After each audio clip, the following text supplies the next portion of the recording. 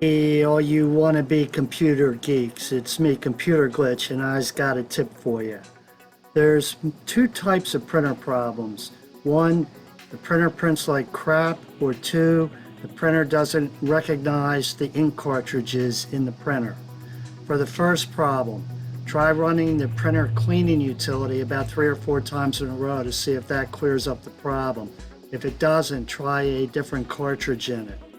For the second problem, first reseat the cartridge or cartridges the printer doesn't see and see if that fixes it. If that doesn't fix it, with the printer on and the cartridges in the printer, reach around back, pull the power plug for the printer from the wall or surge protector, count to 10 and plug it back in. That resets the printer with the cartridges in it, and that may fix the problem. Remember, there's no bad computers or printers, just people that want to know how to fix the stuff. Peace.